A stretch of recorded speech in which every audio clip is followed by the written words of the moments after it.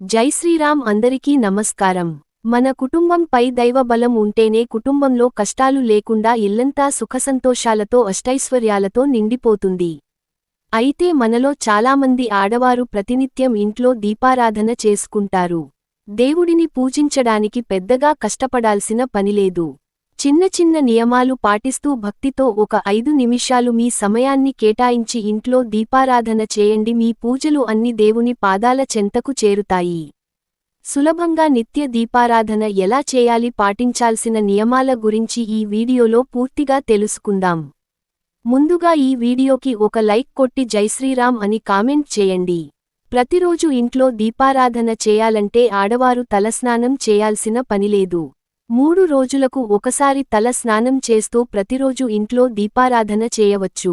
స్త్రీలు తలస్నానం చేయకపోయినా పర్లేదు, కానీ మగవారు మాత్రం ప్రతిరోజు తలస్నానం చేసి దీపారాధన చేయాలి. ఆడవారు పాకెట్లో కుంకుమ బొట్టు పెట్టుకుని మెడలో నల్లపూసలు వేసుకుని ఇంట్లో పూజ చేస్తే చాలు, మీ పూజకు సంపూర్ణ పుణ్య ఫలితం లభిస్తుంది.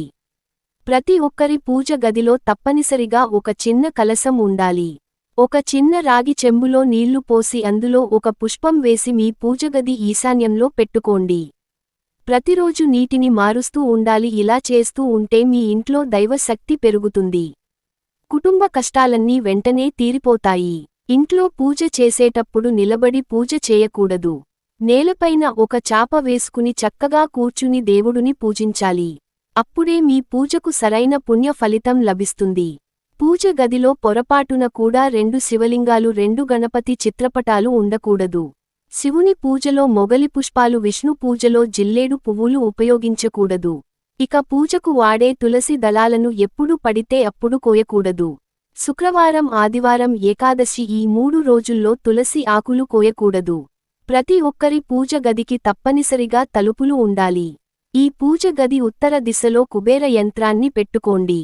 కుబేర యంత్రం ధనాన్ని ఆకర్షిస్తుంది. దీనివల్ల మీ ఇంటి యజమాని ఆదాయం బాగా పెరుగుతుంది. పూజ గదిలో దీపం పెట్టే చోట బియ్యం పిండితో చిన్న ముగ్గు వేసి ఆ ముగ్గు పైన ఒక తమలపాకు పెట్టి దీపం వెలిగించాలి.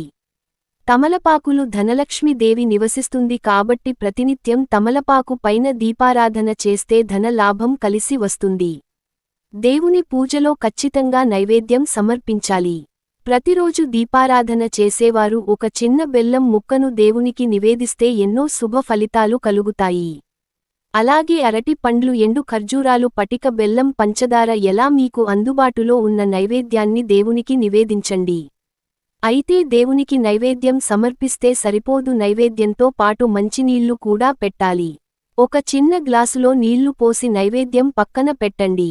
అలాగే మీరు ఏ నైవేద్యం సమర్పించిన నైవేద్యం పైన తులసి దళాలు పెట్టాలి. అప్పుడే మీ నైవేద్యాన్ని దేవుడు స్వీకరిస్తాడు. ఇంట్లో పూజ పూర్తయిన తర్వాత దేవునికి పెట్టిన నైవేద్యాన్ని కుటుంబమంతా ప్రసాదంగా స్వీకరించాలి. పూజ చేసేటప్పుడు తుమ్మిన దగ్గిన వెంటనే తల పైన పసుపు నీళ్లు చల్లుకోవాలి. పూజ చేసేటప్పుడు మధ్యలో లేవకూడదు. ఒకసారి పూజ ప్రారంభించాక మధ్యలో అసలు లేవకండి. ఇక పూజలో వాడే పుష్పాలు తాజాగా ఉండాలి. పూలు విడదీసి పూజలో వాడకూడదు. చివరగా దేవునికి హారతి కర్పూరం సమర్పించి ఇల్లంతా సాంబ్రాణి వేయండి. పూజ పూర్తయిన తర్వాత ఇంట్లో సాంబ్రాణి పొగ చేస్తే మీ ఇల్లంతా పాజిటివ్ ఎనర్జీతో నిండిపోతుంది. ఇక ఇంట్లో పూజ పూర్తయిన తర్వాత ఖచ్చితంగా ప్రదక్షిణాలు చేయాలి. పూజ పూర్తయ్యాక 3 సార్లు ఆత్మ ప్రదక్షిణ చేసుకోండి. అప్పుడే మీ పూజకు సంపూర్ణ పుణ్య ఫలితం లభిస్తుంది. అలాగే ప్రతి ఒక్కరి పూజ గదిలో ఏది ఉన్నా లేకపోయినా దక్షిణావృత శంఖం మాత్రం ఖచ్చితంగా ఉండాలి. శంఖాన్ని లక్ష్మీదేవి సోదరిగా భావిస్తారు. కాబట్టి పూజ గదిలో శంఖం ఉంటే మీ ఇంటిపై లక్ష్మీదేవి అనుగ్రహం సంపూర్ణంగా లభిస్తుంది. దీపం ప్రమిదలో ముందుగా నూనె పోసి 2 ఒత్తులు ఒకటిగా కలిపి దీపారాధన చేయాలి. అయితే పొరపాటున కూడా ఏక ఒత్తితో దీపం వెలిగించకూడదు. కనీసం 2 ఒత్తులతో దీపారాధన చేస్తేనే మీ పూజకు ఫలితం దక్కుతుంది.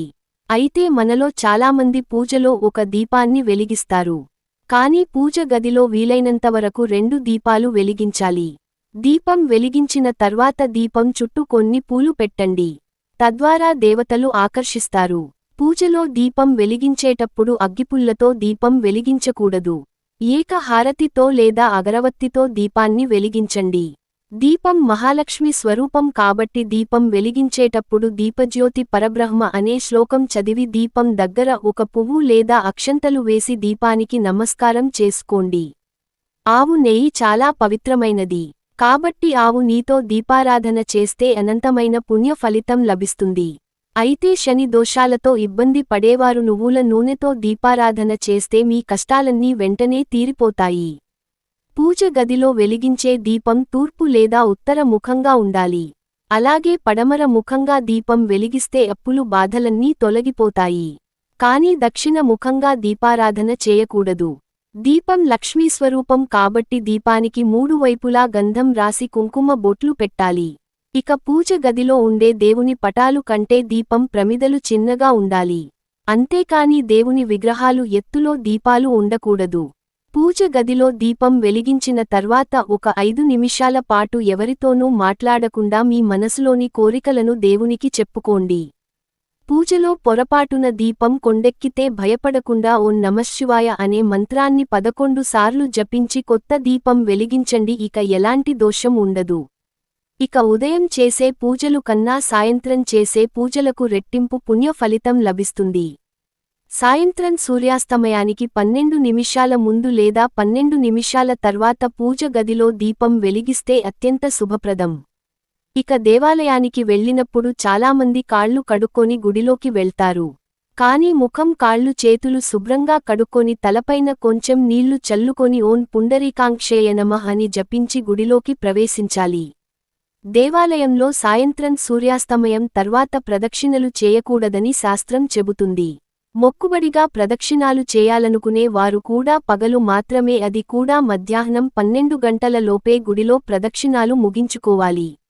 మట్టి ప్రమిద శ్రేష్టమైనది కాబట్టి మట్టి ప్రమిదలో దీపారాధన చేస్తే రెట్టింపు పుణ్య ఫలితం లభిస్తుంది.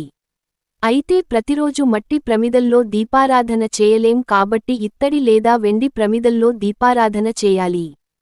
కానీ పొరపాటున కూడా స్టీల్ ప్రమిదల్లో దీపారాధన చేయకూడదు. అలాగే జిడ్డుగా ఉన్న దీపం కుందులను పూజలు ఉపయోగించకూడదు.